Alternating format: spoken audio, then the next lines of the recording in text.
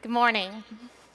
The story of the lodging industry during the pandemic was one of great struggles, great challenges, and also great rises and great triumphs. We here at Phocuswright have questioned how the lodging sector will continue to unfold and transform, in what ways we'll see it snap back to the ways it looked prior to the pandemic, and in what other ways COVID may have left a lasting imprint on the way it works. Thank you to our generous sponsors for making research possible within the US on short-term rental users. When travel halted in the spring of 2020, lodging providers were forced to deal with floods of cancellations, issuing refunds, and even dealing with stretches of time with few to no bookings and temporarily or permanently closing properties. But the short-term rental industry became something of a pandemic phoenix story. These properties were naturally more private and distanced. They offered a more pandemic-safe option for the COVID-conscious traveler who still wanted to engage in leisure travel. Rental providers went from really feeling that crunch of the shutdown in the spring of 2020 to seeing unprecedented rises in occupancy rates and ADRs, even sometimes to the point where certain locations struggled to have enough staff to operate at the scale that they needed to. Now, this also led to many people who had previously been hotel hesitant, who had previously been short-term rental hesitant or more hotel loyal to trying out the category for the very first time.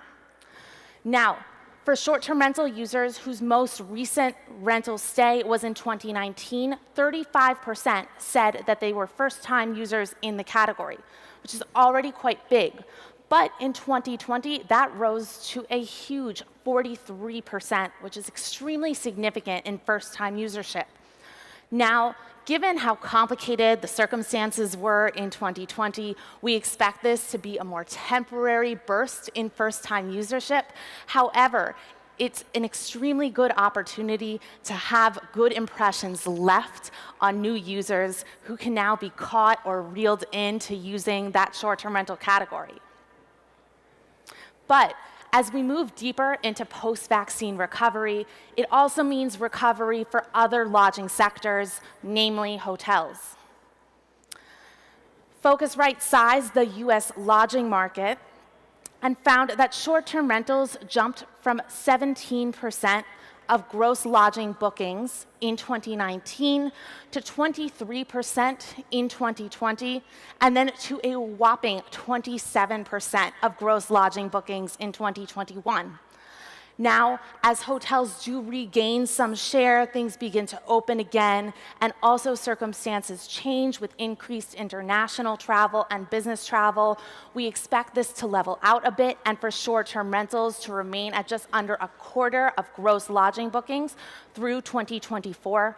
However, that rise from 17% in 2019 to that 23% is still very significant for a growing sector. Now, what does a lodging user look for when they are choosing what type of property to book? First things first, we'll get the basics out of the way. Location is king. 40% of short-term rental users in the US said that it was the most prominent reason why they booked their most recent short-term rental property. And users of both short-term rentals and hotels said that it was the most common reason why they booked a most recent hotel, with 37% saying location led to their most recent hotel choice.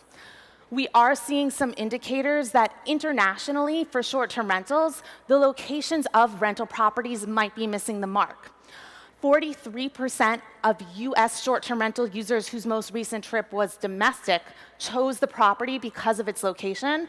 That went down to only 26% for US short-term rental travelers traveling internationally.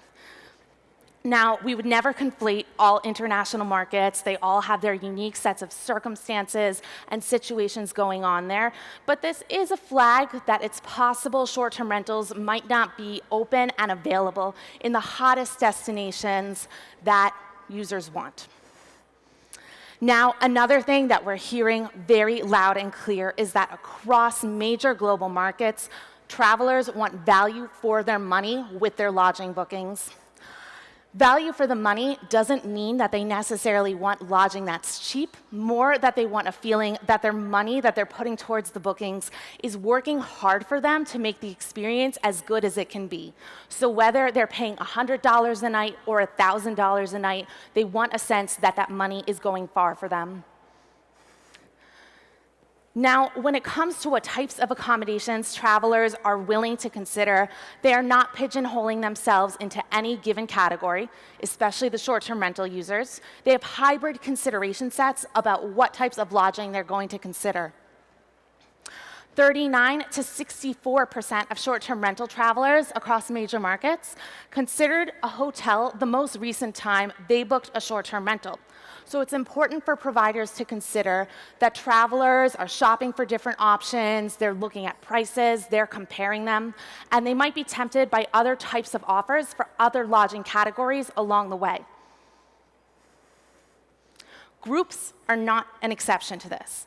They are often considered an extremely good fit for the short-term rental category, and there are many ways in which that's true, but we found that whether a travel party had 1 to 3 guests or 4 guests or more, they were still considering hotels and short-term rentals at very similar rates in the US. We also see that international trips are provoking wider consideration sets when it comes to lodging categories. Among short-term rental travelers in the US for domestic trips, 28% of short-term rental travelers went in saying short-term rentals, they knew from the beginning it was the only category of lodging that they wanted. They went right for it. They didn't need to compare other things. But that goes down to only 16% for international trips, and they're considering all types of other lodging options more frequently for those overseas trips, from hotels to hostels or inns to timeshares. While groups are often a great fit for that rental experience, the flip side of the coin is that some people are only considering that short-term rental when they are traveling in a group.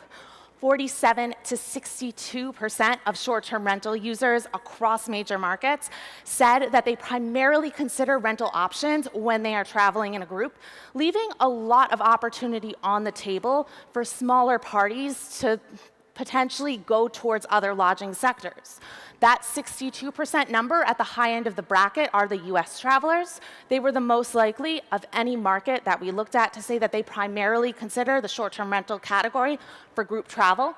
In Europe, there's a longer legacy of people loyally using the same rentals year over year, so they express a little less likelihood to only think about it in a group. Now, travelers consider hotels and short-term rentals to also have distinctly different strengths. When it comes to short-term rentals, platforms give a lot of leeway for rental managers and for hosts to set up properties how they want, to make their own rules, to manage it how they see fit. This can be a blessing and a curse. On the one hand, there's a level of excitement knowing that you can get something slightly different every time you book that rental property and have a different experience and something that feels novel each time. That opportunity is really exciting for travelers. On the other hand, it also opens the door to have a lack of consistency across different types of experiences, and that can create a pain point for lodging consumers. In terms of what short-term rentals are considered really good at, one of the first things that comes up is character. Across global markets, short-term rentals are the category of properties that are considered to have more character or interesting histories, and that's really important because in a lot of lodging, the aesthetics are becoming expectable. People kind of know how things are going to be decorated, how they'll look, how they'll feel, and they're looking to change it up. People are looking for different types of aesthetic experiences. Across markets, 75 to 91% of short-term rental users actively seek out properties with an interesting look and feel. Now, by interesting look and feel, we don't mean hit people with tons of theme properties, don't get bombastic, don't get zany, but having some personality injected into a property can really enhance a stay. Large majorities of rental travelers also express that this category is really strong in its ability to offer immersion. Short-term rentals are the category that you go to when you really want to feel like you're part of a neighborhood and you're more engaged in the area where you're staying. US users of both short-term rentals and hotels said that short-term rentals were best for things like offering more privacy, giving a more personalized experience at the property. With extra facilities like laundry and kitchen available, you feel like you're getting better value for the money. And with that extra elbow room that short-term rentals offer, people also feel like there's more comfort. You can kick up your feet in a short-term rental. However, hotels really carry that legacy of service, of consistency, and of professionalism.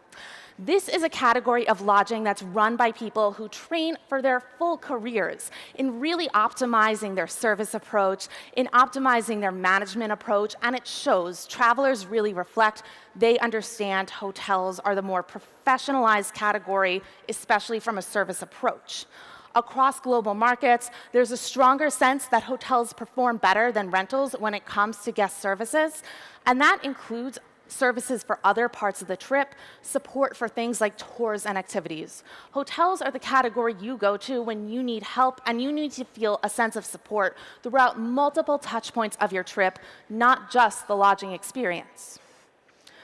US users of both short-term rentals and hotels said that that consistency led them to believe hotels were more likely to have on-site or nearby food and beverage available. They were more likely to be attentive. They were more likely to be professional and secure in terms of safety.